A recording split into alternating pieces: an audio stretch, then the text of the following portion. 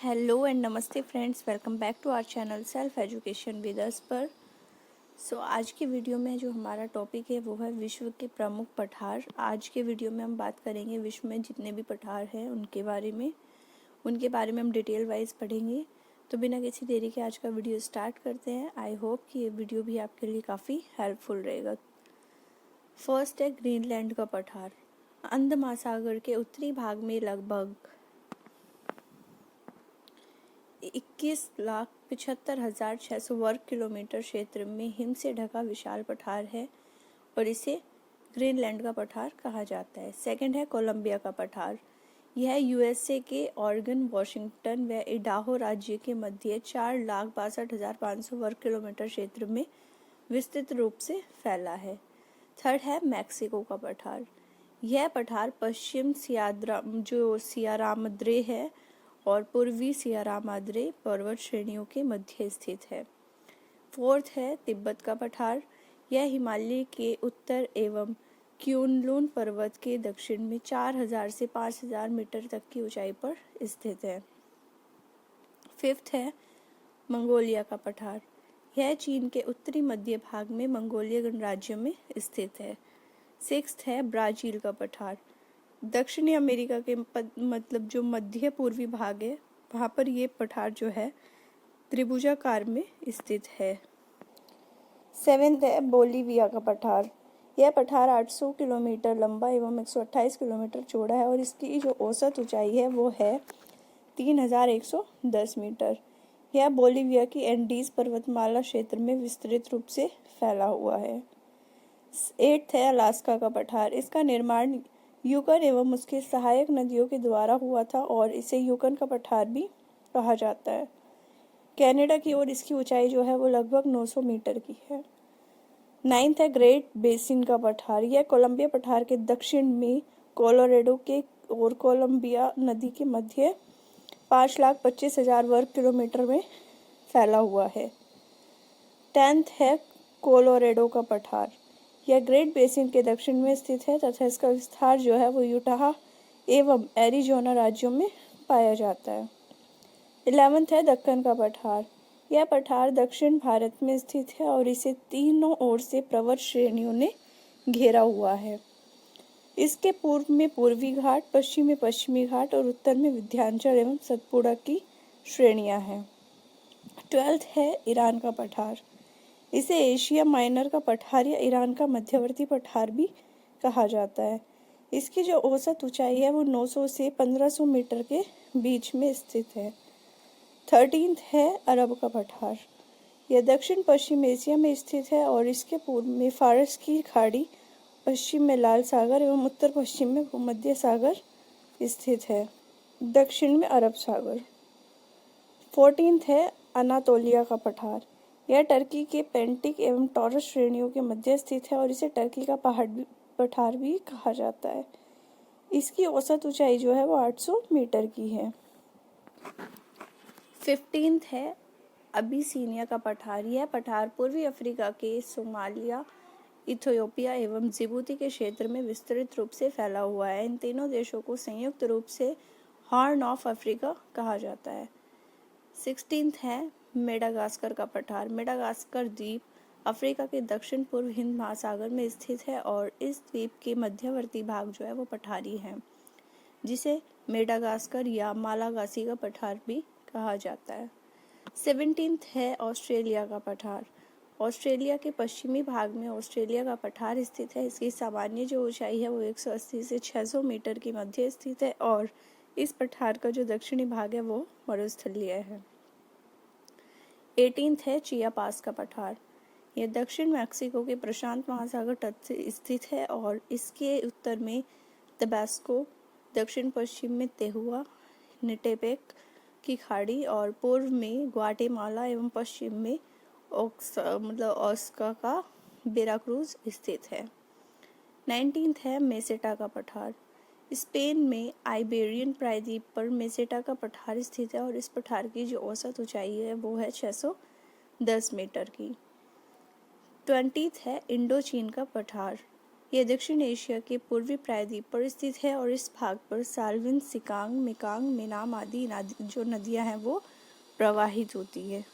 ठीक है फ्रेंड्स, तो ये थे विश्व के कुछ प्रमुख पठार जिनके बारे में अभी हमने पढ़ा है। अब हम पढ़ेंगे विश्व के कुछ प्रमुख रेगिस्तानों के बारे में। ठीक है, विश्व के सभी मरुस्थल 30 डिग्री से 40 डिग्री अक्षांशों के मध्य पाए जाते हैं, जो कि सभी मरुस्थल होते हैं।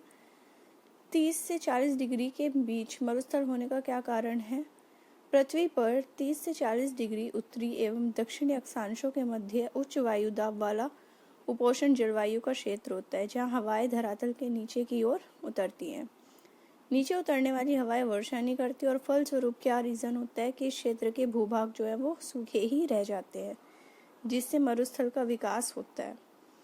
महाद्वीपों के पश्चिमी तटों पर ठंडी जलधारा प्रवाहित होती है, जिसके कारण पश्चिमी तटों पर प्रवाहित होने वाले जल का वाष्पीकरण नहीं हो पाता। जल का वाष्पीकरण नहीं होने के कारण महाद्वीपों के पश्चिमी तटों पर वर्षा नहीं हो पाती और इसी कारण महाद्वीपों के पश्चिमी भाग में मरुस्थलों का विकास हुआ है।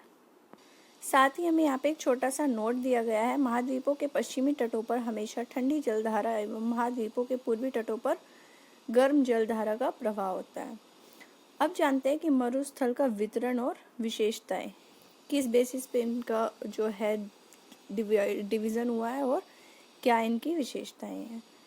अफ्रीका महाद्वीप का लगभग संपूर्ण उत्तरी भाग जो है वो मरुस्थलीय है, जहाँ सहारा का मरुस्थल स्थित है, जो कि सबसे बड़ा है।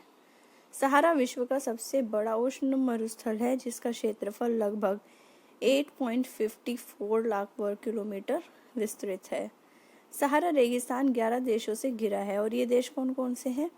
अल्जीरिया, चाड, मिस्र, लीबिया, माली, मोरितानिया, मोरक्को, नाइजर, सूडान, ट्यूनीशिया एवं पश्चिमी सहारा। सहारा मरुस्थल में दिन का जो तापमान होता है वो 50 डिग्री सेल्सियस से ऊपर तक जाता है और रात में गिरकर कितना पहुंच जाता है? 0 डिग्री सेल्सियस तक।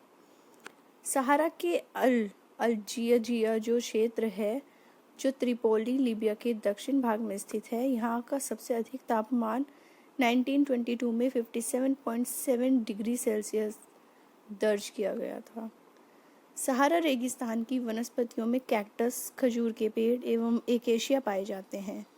ऊंट, लकड़बग्गा, सियार, लोमड़ी, बिच्छू, सांपों की विभिन्न जातियां एवं छिपकलियां यहाँ के प्रमुख जीव है, जो कि जिन लोगों को ज़्यादा जो है पानी की ज़रूरत नहीं पड़ती। ठीक है, सहारा के कुछ स्थानों पर जो मरुद्यान है वो खजूर के पेड़ों से घिरे होने पर हरित द्वीप पाए जाते हैं।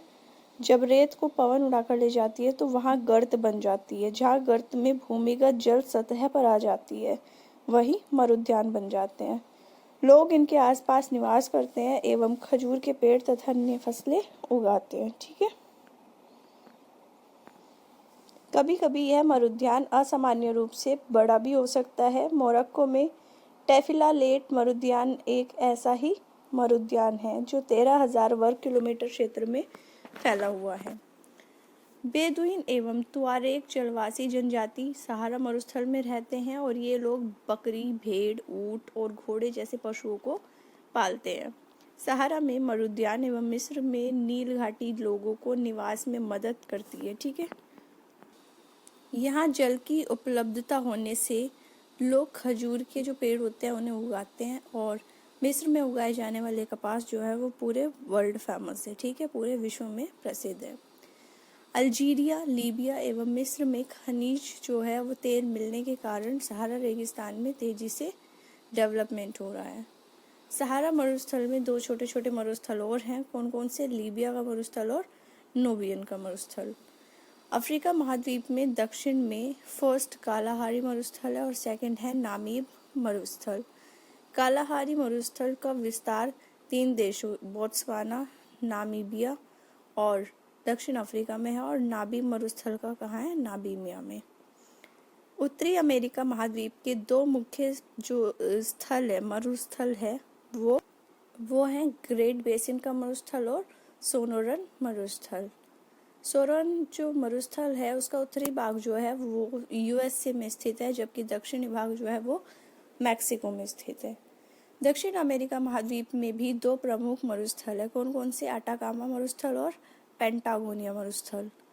दक्षिण अमेरिका महाद्वीप में एंडीज पर्वत में पश्चिम में आटाकामा मरुस्थल का डेवलपमेंट हुआ था और यह मरुस्थल चिली के उत्तरी भाग में स्थित है। साथ ही एक छोटा सा नोट दिया गया है, अटाकामा मरुस्थल में स्थित अरिका नामक स्थल जो है वो दुनिया का सबसे शुष्कतम स्थल है। अटाकामा विश्व का सबसे शुष्कतम मरुस्थल है। ठीक है, अटाकामा मरुस्थल के निर्माण का कारण क्या है ये भी देख लेते हैं। दक्षिणी अमेरिका के पश्चिमी तट पर उत्तर से लेकर दक्षिण तक एंडीज पर्वत का विस्तार है। इस महाद्वीप में वर्षा एंडीज पर्वत के पूर्व में विषुवत रेखा के आसपास ही होती है और एंडीज पर्वत का पश्चिमी क्षेत्र जो है वो पूरी तरह से सूखा रह जाता है। यानी यह क्षेत्र एंडीज पर्वत की वृष्टि छाया में रहता है, जो मरुस्थल निर्माण का कारण बनता है। इस क्षेत्र में वर्षा नहीं होने का दूसरा कारण है पेरू की ठंडी जलधारा। ऑस्ट्रेलिया महाद्वीप के पश्चिम में ऑस्ट्रेलिया की ठंडी जलधारा प्रवाहित होती है, इस कारण यहाँ वर्षा नहीं होती। अतः ऑस्ट्रेलिया का पश्चिमी भाग जो है वो पूरी तरह से मरुस्थलीय है। ऑस्ट्रेलिया में स्थित मरुस्थल है कौन कौन से? Great Victoria, Great Sandy, Gibson, Simpson, Barberton, Stuart आदि। ठीक है, काराकुम मरुस्थल एवं काइजिकुलम मरुस्थल जो है वो कैस्पियन सागर झील के पश्चिम में स्थित है और काराकुम और काजिलकुम दोनों ही सम्मिलित रूप से तुर्किस्तान मरुस्थल के नाम से भी जाने जाते हैं। ग्रेट विक्टोरिया मरुस्थल ऑस्ट्रेलिया के दक्षिण एवं दक्षिण पश्चिम में विस्तारित है। यह ऑस्ट्रेलिया का सबसे बड़ा मरुस्थल है और यह एक उष्ण मरुस्थल का उदाहरण है। विश्व का सबसे बड़ा मरुस्थल कौन सा है? अंटार्कटिका। विश्व का सबसे बड़ा उष्ण मरुस्थल कौन सा है? सहारा। और सबसे बड़ा शुष्क मरुस्थल जो है वो है आटाकामा। लाल सागर के उत्तर में अरब का प्रायद्वीप है जो विश्व का सबसे बड़ा प्रायद्वीप है। यह प्रायद्वीप पूरी तरह से मरुस्थलीय है।